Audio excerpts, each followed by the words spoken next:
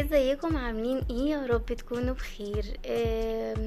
لو اول مره تشوفيني اعملي سبسكرايب للقناه وفعلي الجرس ودوسي على كلمه اول او كل علشان يوصلك كل جديد بنزله، وما تنسيش تدعميني بلايك علشان ده هيفرحني وهعرف اكمل فيديوهات بعد كده ان شاء الله.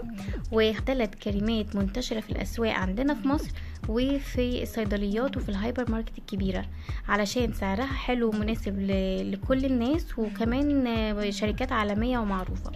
هقول لكم على دول الثلاثه اللي جربتهم خلال الشهور اللي هي بتاعه الشتاء، وهقول لكم على افضل واحسن واحد استخدمته فيهم لحد دلوقتي. تمام، يلا بينا نبدا الفيديو. واحد اكلمكم عنه هو نيفيا سوفت.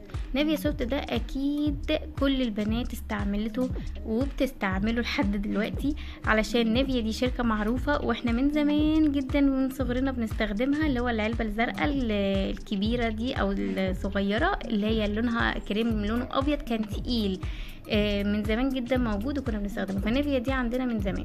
فنيفيا دي كام سنة الاخر نزلوا اللي هو الكريمات الخفيفة اللي هي في العلب دي زي كل المنتجات دي.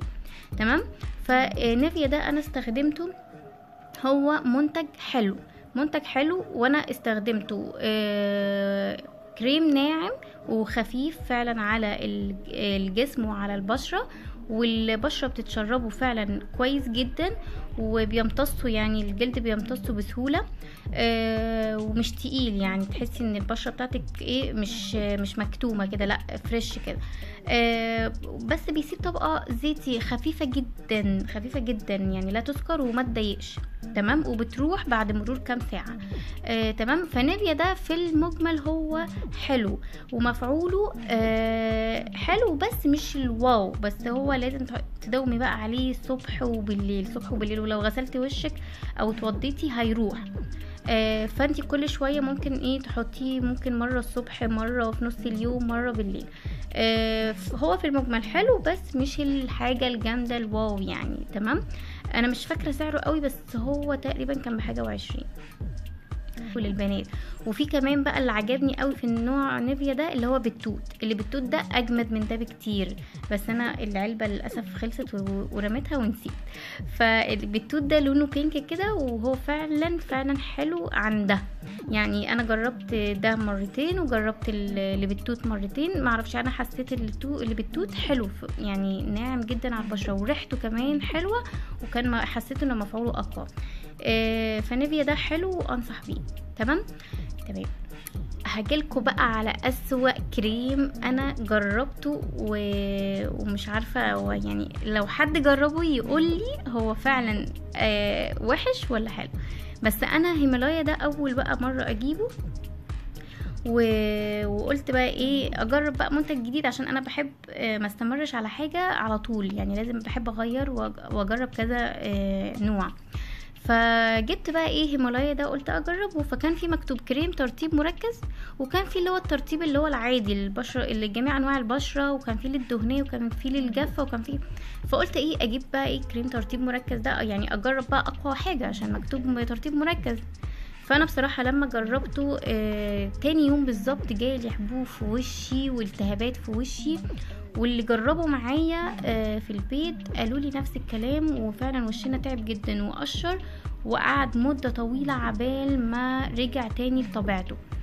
فهيمالايا ده انا ما عجبنيش خالص وانصدمت فيه، وبعد كده مش هجيبه خالص. وعشان ما رميش العلبة انا بستخدمه في الجسم بس او في الرجل، يعني الحاجات اللي هي تستحمل يا جماعة، الكريمات اللي هي تقيلة او الكريمات اللي هي تطلع مش حلوة معاكي فممكن تستخدميه في الجسم بيستحمل، لكن الوش بالذات ما بيستحملش اي كريمات تقيلة او اي كريمات. يعني اول ما تجربي كريم تلاقيه مش حلو خلاص توقفيه على طول، عشان البشره ما بتستحملش، عشان بشره الوش بتاعتنا ضعيفه، الجلد حساس، فلازم تستخدمي الكريم الصح لبشرتك. فهيمالايا ده انا ما عجبنيش خالص ومش ناويه اجيبه تاني، وكان برضو تمنه حاجه و20 جنيه، يعني كان 29 حاجه كده يعني. فمش بصراحه مش هجيبه تاني. فده اسوأ كريم يا جماعه انا جربته ومش هجيبه تاني، اللي هو هيمالايا. تمام. اجي بقى على الكريم التالت. الكريم التالت ده جونسون، وجونسون دي طبعا ماركة معروفة من زمان ان هي للاطفال. زيت جونسون ساعات طبعا احنا كلنا بنجيبه وبنستخدمه لجسمنا وبنستخدمه في ماسكات وبنستخدمه في حاجات كتير. ده يا جماعة بصراحة اختراع. جونسون ده انا جربت منه العلبة الزرقاء، طبعا اكيد معروفة، برضو كان كريم خفيف وكان شكل ده يعني في الترطيب وفي الخفية بتاعته كان حلو، بس ما كانش طبعا واو، بس كان كله شغال يعني، كان كله حلو وخفيف. تمام. جونسون ده بصراحة ده مؤخرا جبته، بصراحة ده اكتشاف. انا ده تقريبا هستخدمه كتير على طول الفترة الجاية، علشان هو مرطب عالي جدا وبيدي نضارة وتفتيح للبشرة في نفس الوقت. فهو بصراحة ممتاز ممتاز، فانا انصح بيه. وكمان يرطب على مدى 24 ساعة، وانا فعلا حسيت بكده، يعني هو فعلا بيقعد مدة طويلة جدا بيبقى مرطب البشرة، وممكن ما استخدموش فعلا غير مرة واحدة في اليوم، واللي هي يا اما الصبح لما بصحى بعد الغسول، يا اما وطبعا لازم اساسي قبل ما بتنامي بتحطي تاني. بس ما بحتاجش تاني احط طول اليوم حتى لو انا اتوضيت. فبصراحة من المنتجات اللي عجبتني جدا اللي هي جونسون، واللي هو سوفت كريم وبيرطب 24 ساعة. بصراحة ممتاز يا جماعة، انصح بيه البنات.